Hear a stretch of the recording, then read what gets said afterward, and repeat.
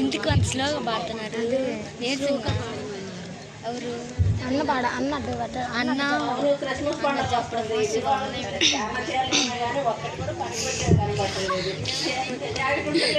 జాడుకుంటే చీర ఉండలేదు. ఏందో పండగకి మరి ఎలా తయారవ్వాలో ఏంటో అర్థం కావట్లేదు.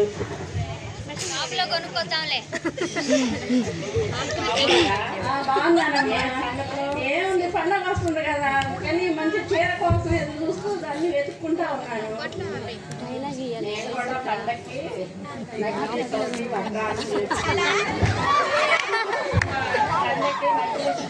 వడ్డాను ఇలా బాగుంటానమ్మా.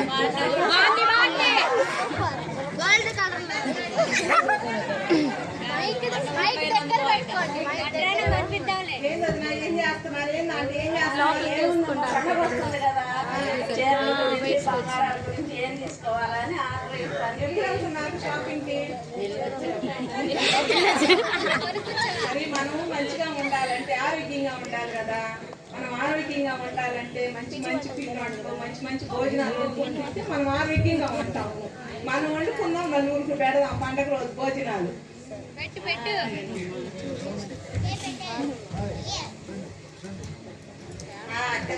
బంగారాలు ఏం చేస్తున్నారు? ఆలోచిస్తున్నారు.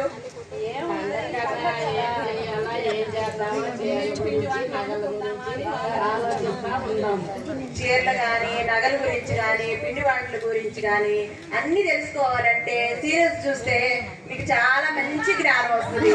కాబట్టి నేను ప్రార్థన కూడా మానుకొని నేను సీరియల్సే చూస్తూ ఉంటాను. దాంట్లో అత్తారింటికి దారే సీరియల్ అయితే నగలేంటి, శారీస్ ఏంటి, మోడల్స్ ఏంటి అన్ని తెలుస్తాయి మీకు. కాబట్టి అవి చూసారంటే మంచి జ్ఞానం వస్తుంది మీకు. చక్కగా కొనుక్కోవచ్చు.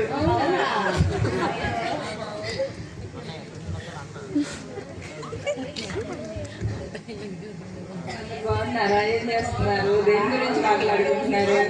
అన్ని వాటి గురించి మాట్లాడుకుంటా ఉన్నాం. అవునా? ఇంటిని శుభ్రం చేసుకోవటం కూడా ముఖ్యం కదా. బంగారము చీరలు ఇవే కాదు, క్రిస్మస్ పండుగ అంటే మనం ఇల్లు శుభ్రం చేసుకోవాలి, చాలా కడుక్కోవాలి, గిన్నెలు తోముకోవాలి. ఇది కదా చాలా ఎక్కువ పని కదా. మీకు సీరియస్ చూస్తే ఎక్కడెక్కడ ఇంట్లో ఎక్కడ సోఫా సెట్ ఎలా పెట్టాలన్నది కూడా నీకు బాగా తెలుస్తుంది.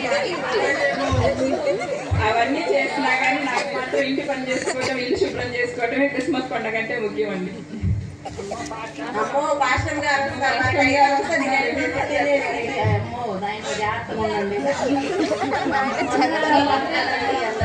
ఏం మాట్లాడుకుంటున్నారు అందరూ?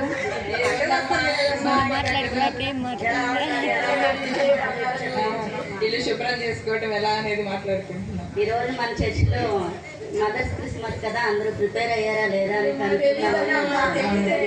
సీరియస్ అయిపోయినాక పెట్టుకుంటే బాగుంటుంది.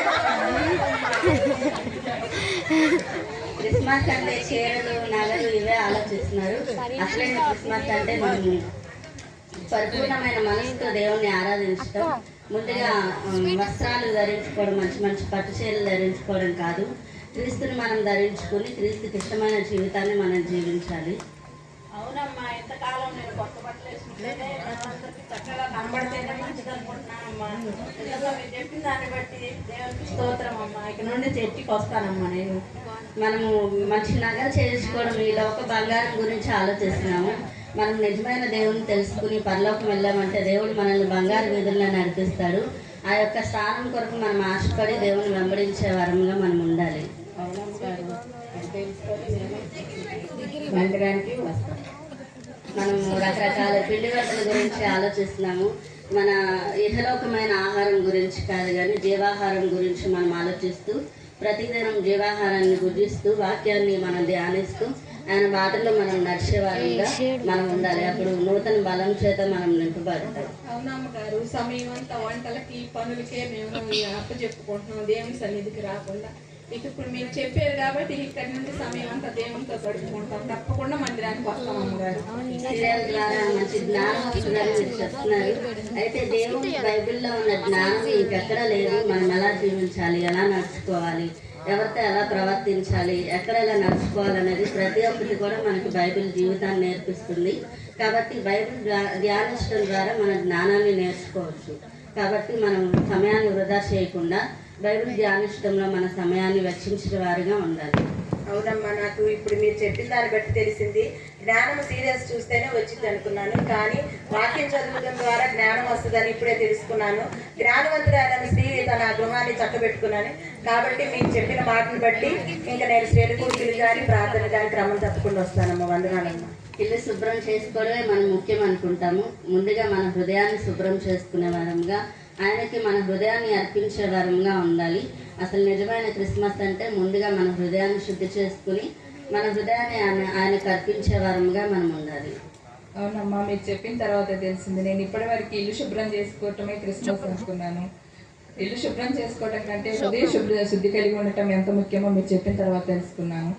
ఇక నుంచి సమయానికి ప్రార్థనకు వచ్చి ఇంటి శుభ్రానికి కాకుండా హృదయ శుద్ధి కలిగి ఉండటం నేర్చుకున్నాను. అందరికీ అందరికీ వందనాలు.